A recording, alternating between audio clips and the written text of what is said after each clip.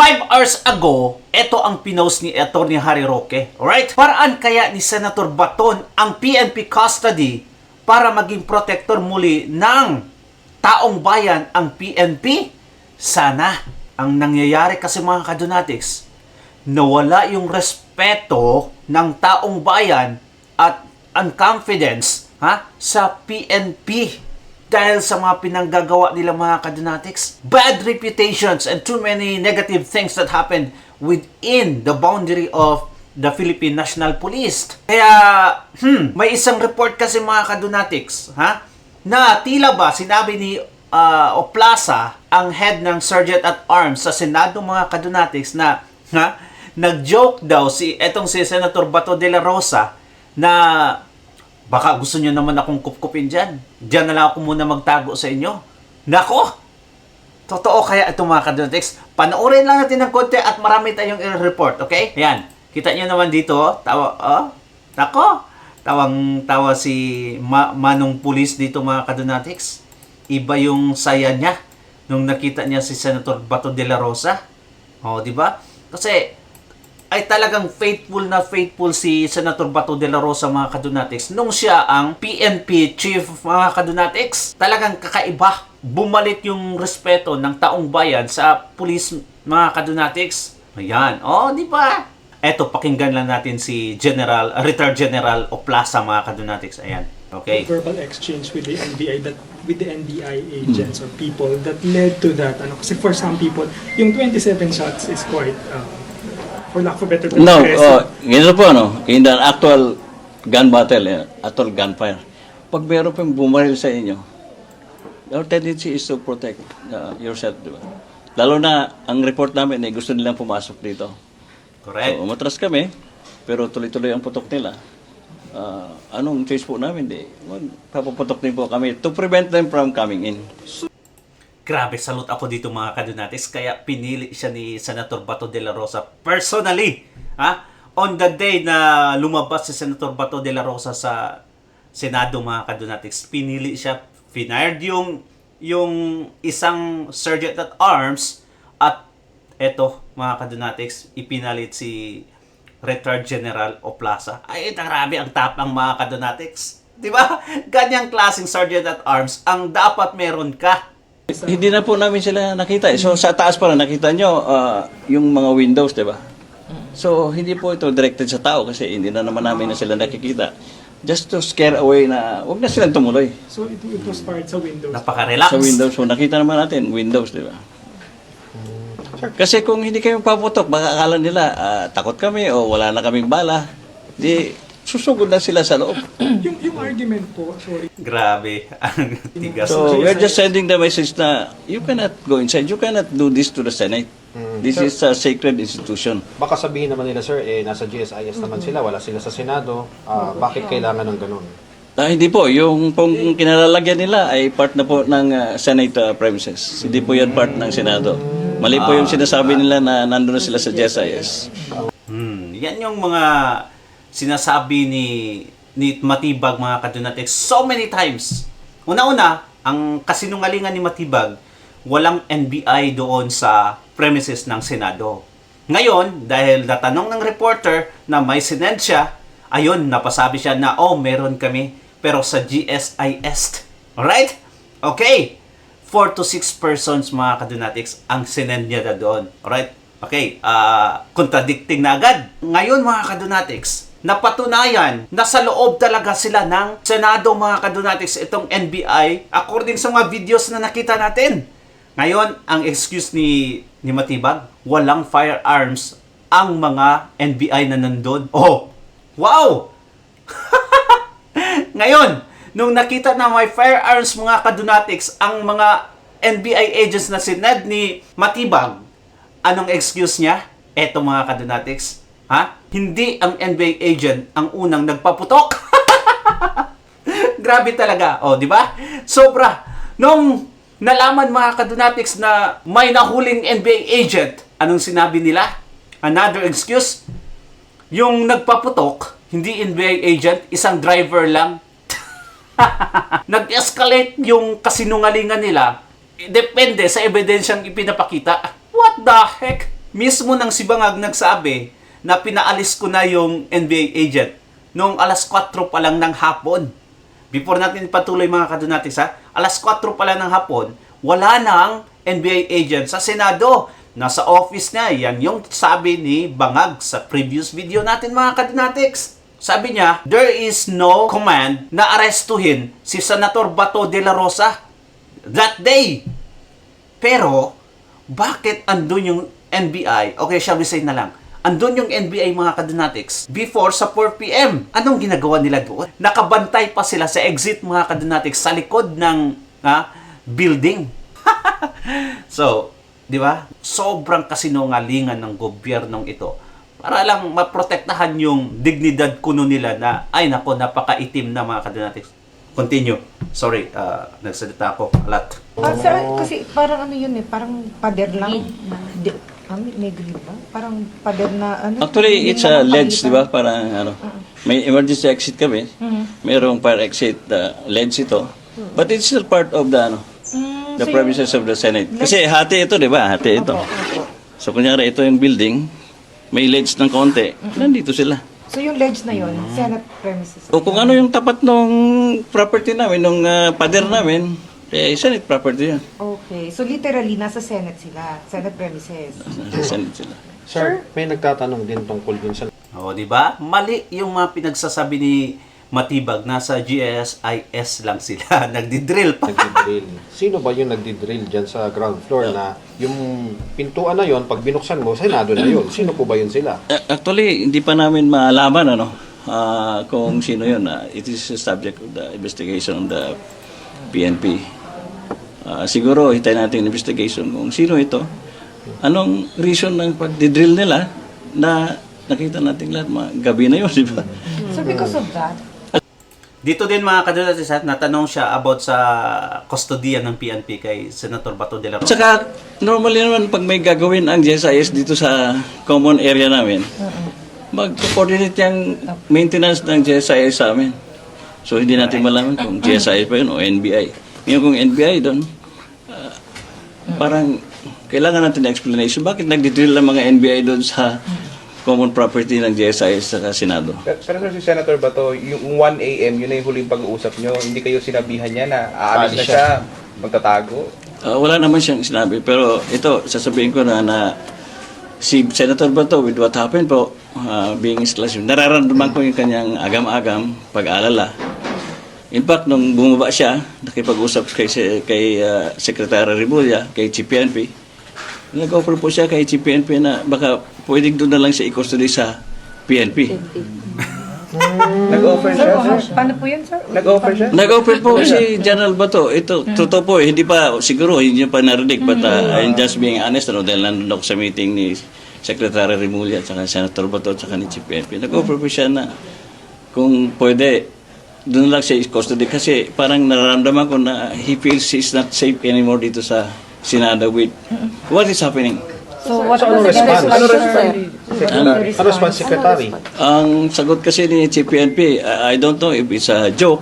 Sabi, meron naman kaming area doon sir, pero doon sa custodial facility. So medyo natawa kaming lahat. Kailan nangyari yun? CSING, sir, ano And then sabi? what followed po? Medyo kasama din siya natawa, pero ang sabi naman ni Sir Bato, sige po, mag-usap kami ni CPNP kung matutuloy talaga na under custody. Pero sir, knowing- Baka nandun ngayon. Okay. Wala namang report ng PNP na lumipat na siya sa... Pero sir, knowing the fact na pala... Pero wala namang offer kasi ang PNP to provide him with protective Pero custody. sir, seryoso si Senator Bato noon. Kasi knowing the fact kasi palabiro yan minsan na sabihin, dyan na lang ako. Alam mo, nakita ko si Senator Bato, yung sinasabi niya, it's an expression of his frustration. Okay. Kasi nag-aalala na nga siya na, ano ba ito nangyayari dito? Pinapasok kami dito. Basta sa Senado ito. Doon niya po. Can you imagine, Senado, lulusubin kami ng armado, NBI, o kung sino man. Sir, nasabi mo yun? Oh, sige, ma'am. Sir, sorry, pwede pong how it was said by Senator Bato. Paano yung... Si Senator Bato po, magbiro, di ba, kilala natin lahat, but the way I sense it, parang merong serious na pagsasabi at merong Na, kasamang pag-alala sa kanyang seguridad. And then, General, paano pagkakasabi niya? Paano yung pagkakadeliver niya nung inalok? Hindi ko lang ano yung exact word, pero sabi niya, gusto mo, Chief, doon na lang ako magpa-custody sa PNP. And then, Si Sir Tateng talaga mismo. Meeting kami nila Secretary Remulla, si General Aberin, may mga maraming generals. and then nagkatawanan, sir. Ano po sagot? Nagkatawanan lang nung ang sagot ni GPNP sa custodial facility. Kasi kulungan po yun. Kasi kulungan po yun. So in a way, is that a rejection or hindi malinaw sa inyo, sir, kung nireject ba yung ganun? Hindi ko alam kung ano ang dating kay Senator Bato, pero kami naman, nagtawanan kami. Natawa din ng konti si General, si Senator Bato. Pero bago maghiwalay, sabi po niya na kay PNP na narinig ko na parang pag-aralan din ng PNP yung kanyang offer. Hindi, sa White House ba gusto ni General Bato o ayaw sa custodial? Actually, nasabi din niya na baka pwede mo akong bigyan ng isang kwarto dyan sa White House. Malaki na. Sinabi nga. Pero wala pong commitment na nabigay si Chief PNP. Ang mga bias media, mga kadunatics. Parang mga program lang no? Same ng reaction. Kayo, how do you... Pero ang naalala ko sinabi ni Chief PNP, sige po, sir, pag-aralan namin kasi pwede naman dyan ipahiram namin sa inyo yung isang floor ng mga condos namin. Maraming condo unit kasi. So sir, kung ganun, paano yun? Protective custody siya ng PNP? Anong status ko pagka ganun, sir, for our knowledge? Wala namang walang offer. Naalala natin nung time ni General Bato, di ba? So, si Kerwin Espinosa ba yun? Na parang pinatira ni Senator Bato sa Prame. Sa White House. So I think it's a form of protective custody kasi natatakot na yata si Kerwin na baka mayroong magtangka sa buhay niya pag nasa labas siya. Mas secure siya pag nandun siya sa loob ng Prame. So sir, tiwala si Sen Bato sa PNP na kapag nandun siya ay hindi siya masusuko sa ICC? Alam mo kasi pag galing ka sa PNP, alam mo, kilala mo mga kapatid namin yan. So alam mo kung totoo ba ang sinasabi o mayroong masamang intensyon. Sir, kayo bilang... Para sa akin lang, mga kadunatics, hindi ko pa rin ibibigay yung buong tiwala ko dahil PNP naman ang nagsuko kay Tatay Digong, mga kadunatics, sa dahig, sa pamumuno ni Turiring. Alright? Okay, sila talaga yun doon, mga kadunatics, ang DILG, BFP, mga kadunatics, Bureau of Fire Protection. So, don't give your 100% confidence, Senator Bato de la Rosa, kasi anything can happen, especially pag si Bangag, ang executive, mga kadunatics, still under ng ehekutibo itong PNP. Hindi sila independent, mga kadunatics, Lahat ng mga sinasabi sa taas ni Bangag, dapat nilang pakinggan, mga kadunatics. Chain of command. Unless, okay, kung may kudita ang nangyari, mga kadunatics, alright, so that would be another story. 2 days ago, mga kadunatics, at first, sinampina ng PNP itong si De La Rosa, si Senator Bato. Then, a day before nangyari kahapon, mga kadunatics, isang araw, ang nangyari is nirecalled nila or kinancel nila yung sampina, mga kadunatics, ng PNP. Oh, so, it means, kinansela nila, ayaw na nilang ipatawag si Senator Bato de la Rosa. Maybe because alam nila itong si Senator Bato de la Rosa was just doing his job. Ito, lahat namang ng PNP ngayon, panahon ni de la Rosa, mga kadunatics, ay sila pa rin, mga kadunatics, at alam nila na tama yung ginagawa nila. Kaya ang PNP mukhang distant sila ngayon sa pagpapaaresto kay Senator Bato de la Rosa. Alam nila ito yung sabi ng PNP, mga kadunatics, no? Kaninang umaga, dala ng mga personnel ng CIDG yung letter of recall ng subpoena de Tecum at supposedly ipapareceive ito kay Senator Bato sa kanyang opisina sa Senado. Ito ay may kaugnayan sa pinag-usapan ni Chief PNP at ang Direktor ng CIDG bilang respeto sa institusyon ng Senado, kaugnay ng Senate Protection Order na inisyu nila para kay Senator Bato de la Rosa. Nagpadala ang CIDG ng Yan, ito yung reaction ni Senator. ngayon ng letter na recalling their subpoena. So salamat sa CIDG, thank you. Thank you. Naawa kayo sa akin na magbibiyahe pa dyan na naka-under protective custody ako dito sa Senado. Bakit daw ni Sir? Ha? I don't know, basta winidraw lang daw nila. Salamat. Thank you. Sa IDG, General Murico, thank you. Eto kasi mga kadonatics, alam ni Bangag, ni Marcos Jr. na may faithfulness pa itong PNP kay Senator Bato de la Rosa mga kadonatics. Kasi nga, naging chief PNP naman talaga siya at ginawa lang nila yung utos sa kanila mga kadonatics ni Tatay Digong. Alam nila na tama yung ginawa nila mga kadonatics, namatayan pa nga sila. Kaya ganito na lang yung treatment ng PNP kay Senator Bato de la Rosa. So, dahil alam niya ni Bangag, ang ginawa niya, hindi niya ginamit yung PNP mga kadonatics na ipaaresto itong si Senator Bato de la Rosa. Ang ginawa niya yung NBI, yung independent na agency mga kadonatics, NBI, na walang kinalaman kay Senator Bato de la Rosa. Kaya ito, inappoint niya si Matibag. At yun na, ginamit na agad mga kadonatics na ipaaresto itong si Senator Bato. It makes sense lahat na ngayon mga kadonatics. Ang sabi ng DILG mga kadonatics sa pamumuno ni John Vic Remulla, I am here, nung isang araw, okay? I am here to protect all the senators. I am not here to arrest Bato de la Rosa. Okay! In fact, sabi pa niya, I am here to protect him.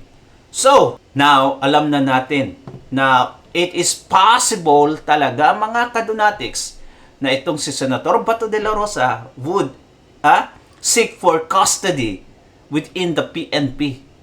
At talagang hindi yan nila isosurrender mga kadonatics. No. Huwag pilitin ni Bangag Jr. Baka, makita natin ang kudita mga kadonatics na mag-take over itong PNP. Huwag niyang subukan. Kaya nga, galit na galit itong si Trillanes kay John Vic mga kadonatics Sabi niya, alam mo, suko na ako dito kay Secretary John Vic. Anong sabi pa niyo isang araw? Sabi niya, kakapreskon mo John Vic Remulla. Wala kang nagawa, hindi mo maaresto si Senator Bato de la Rosa. Ay talaga itong si Trillanes mga kadonatics. I'm not in the side of John Vic kasi alam naman natin anong nangyari, alright? Paano niya aarestuhin itong si Bato de la Rosa na wala namang warrant of arrest galing sa kanila mga kadonatics? Di ba? At itong si Attorney Falls nag-react din. Ayan ang sabi ni Shokla mga kadonatics. Falsis, nagwawala. Nakatakas na si Bato. Inutil ka talaga, John Vic Remulla. Galit ang mga pinklawan, ang komunista ngayon kay John Vic mga kadonatics at may agam-agam, okay?